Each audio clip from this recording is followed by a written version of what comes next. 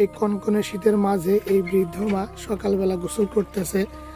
আমি একটু আপনাদেরকে সাইডের আবহাওয়া আপনাদেরকে দেখাই। দেখুন এখনো ঘন কুয়াশা পড়তেছে, প্রচন্ড বাতাসও হচ্ছে, একদম ঘন কুয়াশা। এর মাঝেও এই মা তিনি সকালবেলা গোসল করতেছে।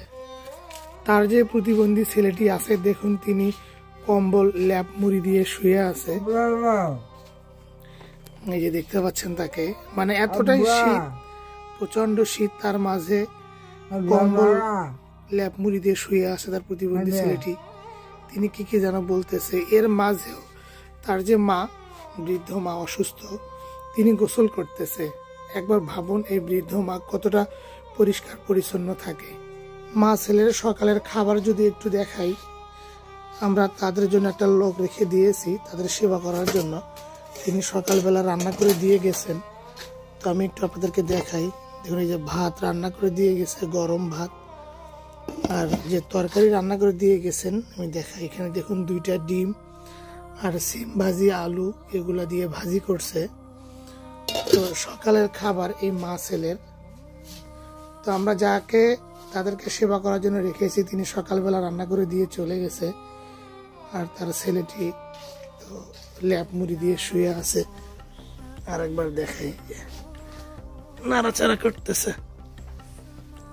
আমি সকালবেলা আসলাম তাদেরকে দেখার জন্য তাদের কি অবস্থা। এই কনকনে শীতের মাঝে গোসল করে কিভাবে কাবাকাবি করতেছে আমি আপনাদেরকে একটু দেখাই।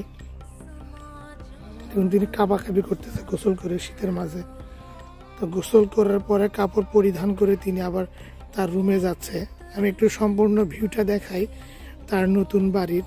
আমরা আগের ঘরটি এখানে উঠায় দিয়েছি, পাশেই তার জন্য একটা রান্নাঘর উঠায় দিয়েছি। তিনি তাদেরকে যে রান্না করে দেয় তিনি বলছিল যে রান্নাঘর করে দেওয়ার জন্য, আমরা রান্নাঘর করে দিয়েছি। পাশেই আছে টিউবওয়েল, বাথরুম। আমি আরও একবার আপনাদের সাইডের অংশটুকু দেখাই। একদম গ্রামীণ পরিবেশ, এখনো কুয়াশা পড়তেছে, চতুর্দিকে কুয়াশার চাদরে ঢাকা আমাদের এই উত্তরবঙ্গ। এই দেখুন, তো এর মাঝেও এই বৃদ্ধ মা তিনি গোসল করলো। আমি একটু সূর্যটা দেখাই, হালকা একটু দেখা যাচ্ছে সূর্য মামা, এর মাঝে তিনি গোসল করলো। তাদের জন্য যে রান্না করে দিয়ে গেছে তারা এখন সকালের খাবার খাবে। এই যে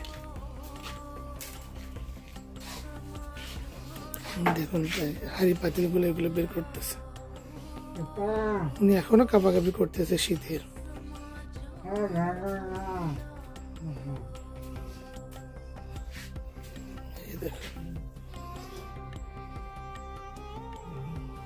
মাথা মুছতেছে।